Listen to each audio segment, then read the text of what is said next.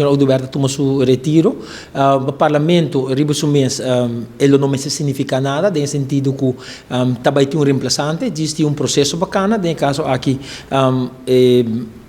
carta oficial me se vai mandar tanto no governo como no governador, que me informar que o membro está entregar seu assento, para assim na seu turno nós o Conselho Supremo Eleitoral começar o processo para mandar carta para número 2 no caso aqui, então se número 2 tem um que está aceitar o assento, e ora também o resto de documentação do Conselho Supremo Eleitoral para firma,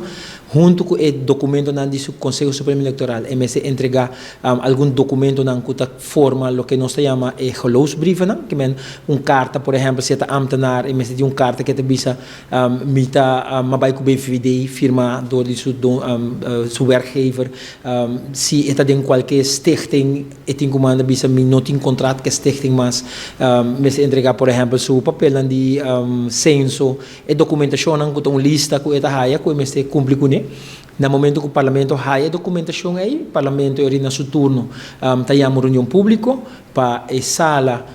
tomar nota de geloofsbrieven, dus de tudo documento aqui junto, nós temos geloofsbrieven, então basari besei, se sala acordar, se tudo costa na ordem, sala acordar com o geloofsbrieven na ordem, e ora o parlamento manda informar o governador